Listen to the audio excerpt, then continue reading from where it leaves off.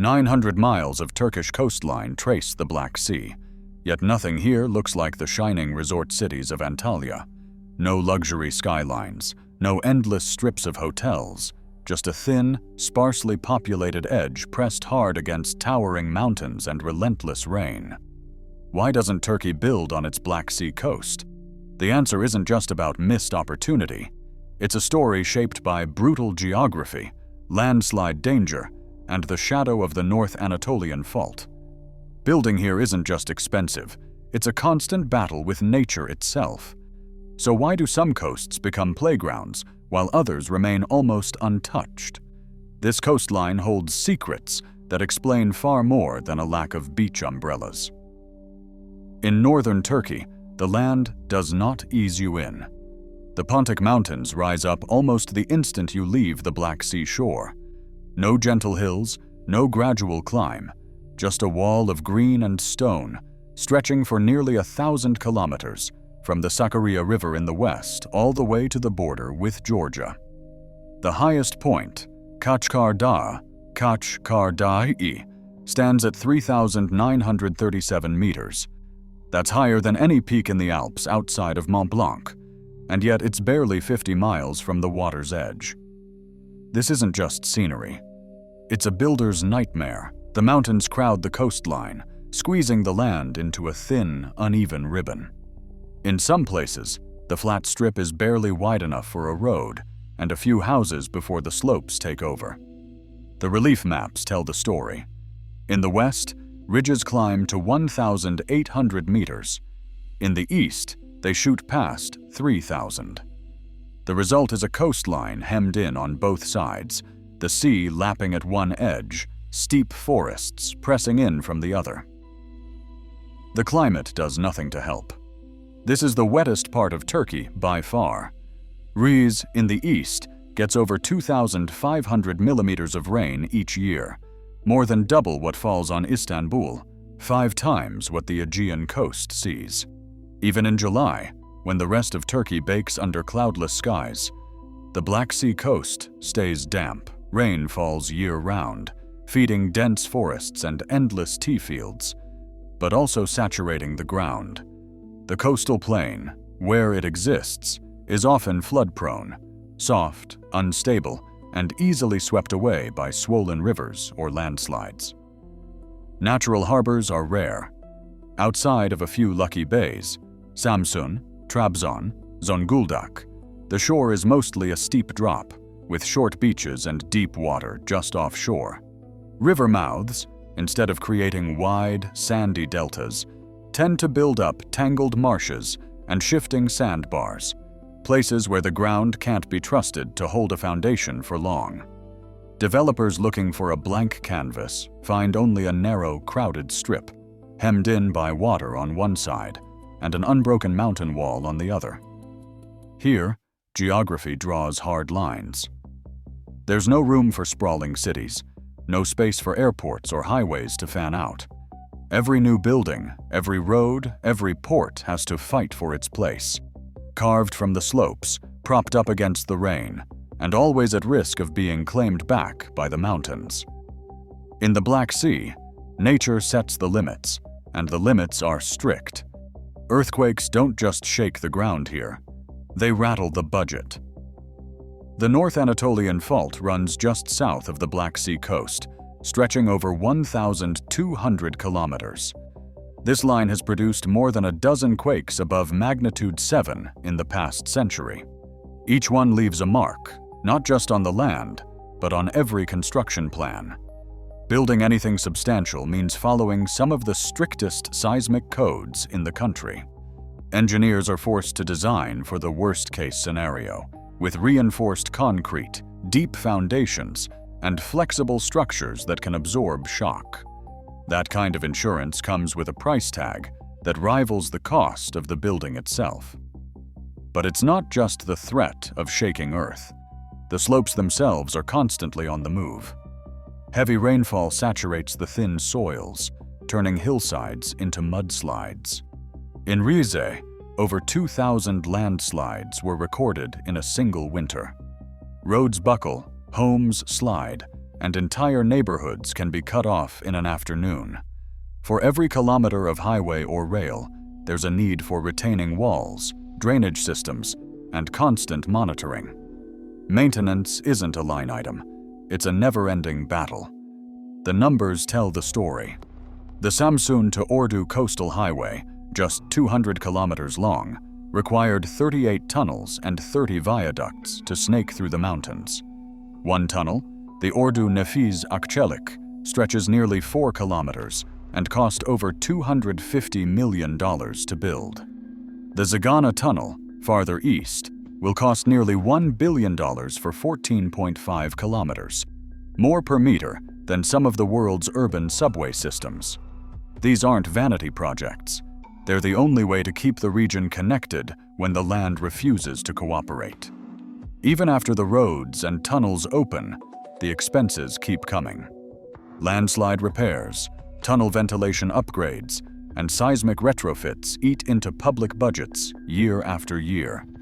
Insurance premiums for coastal buildings are among the highest in Turkey, reflecting the risk that a single storm or tremor could wipe out years of investment. For developers, every project becomes a gamble with nature, and the odds are rarely in their favor. The result? Every kilometer of progress costs more than anywhere else in the country. The mountains and the fault line don't just shape the land. They dictate the economics. For most investors, the sums simply don't add up. That's how a coastline can stay quiet, even as the rest of the country races ahead. To understand why the Black Sea coast stayed in the background, you have to look at how history drew its borders. In the Ottoman era, this stretch of shoreline wasn't just another trade route. It was a frontier, a buffer zone. For centuries, the Black Sea was almost an Ottoman lake, its ports closed to foreign ships, its coastline guarded against rival empires. But that changed in 1774, when the Treaty of Kukuk Kaynarca, Koo Chuk Kai Nar Ja, cracked open the door. Russia gained the right to sail and trade here, and within a decade, Crimea was gone. Suddenly, the Black Sea was a contested zone, not a safe backyard. From then on, the coast was treated with caution. Ottoman planners doubled down on inland routes, building up Anatolian trade corps far from the reach of enemy fleets. Cities like Ankara and Sivas grew as crossroads for caravans and railways, while the Black Sea Rim became a defensive rim. Ports like Trabzon and Samsun existed, but they were outposts, not magnets for growth. The logic was simple. Keep your population, your factories, your wealth away from the firing line. The same thinking carried into the 20th century.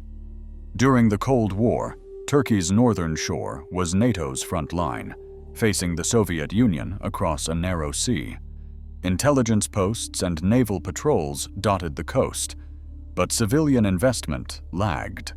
Rail and highway networks snaked across the plateau, linking the heartland to Istanbul and the Aegean, not along the water's edge. The Black Sea remained a strategic buffer, more valuable as a watchtower than a playground. Even today, the old maps tell the story. Dense lines of roads and cities in the west and center, a sparse guarded edge to the north. Down south, the Turkish Riviera sells a promise: endless sun, long beaches, and a summer that stretches from April to October. That's what fills the hotels in Antalya, where 17 million visitors show up every year, chasing warm water and blue skies. But up on the Black Sea, the story is different. Here, the rain doesn't take a holiday. Rize gets more than 2,500 millimeters a year, and even in July, clouds hang low over the tea fields. The summer season is short, the water stays cool, and the beaches, where they exist, are narrow, hemmed in by mountains and marsh. For most Turks, a holiday means sun and sand. That's why the south wins out. The Black Sea draws a different crowd. Families drive up from Ankara or Istanbul for the green hills and misty yaylas. highland pastures where the air is crisp and the grass stays wet underfoot. It's a place for hiking, not sunbathing. Domestic tourists come for the forests, the cool air, and the taste of fresh tea straight from the hillside. A tea farmer in Rize puts it simply, "Here, we live with the rain. The tourists who come, they want to see the green. They want to breathe." The result? The big resorts and international chains stick to the south. The Black Sea stays quieter, its economy built on tea, hazelnuts, and a steady trickle of visitors looking for something other than a tan. The market follows the weather, and the weather up here has other plans. Romania and Bulgaria went all in on their Black Sea coastlines. Sunny Beach in Bulgaria, Constanța in Romania. These places built their names on long, sandy shelves and a summer that sticks around. Georgia's Batumi took a different route, stacking casino towers and glass hotels right up to the water, fueled by foreign investment and a government eager to brand the city as the next big thing. Batumi now pulls in over 1.6 million visitors a year, its skyline dotted with cranes and new resorts. But Turkey's Black Sea coast never tried to copy-paste that formula. The numbers just don't add up the same way. Antalya's 17 million visitors a year, direct airline links, and a global brand mean every new hotel on the Mediterranean pays off faster. Investors stuck with what already worked. Instead, the biggest projects on the Black Sea are built for ships, not sunbathers. Philios Port, with its 25 million-ton annual capacity, is designed for containers and bulk cargo, not cruise ships. The new coastal highway between Samsun and Ordu, the tunnel upgrades in Trabzon, these are about moving goods and people, not building resort towns.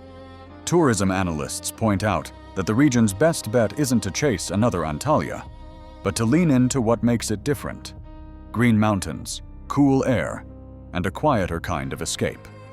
A logistics planner sums it up. Here, growth means better roads and ports. The lifestyle follows the land, not the other way around. If the Black Sea coast ever wants its own breakout moment, it'll take more than just hotels.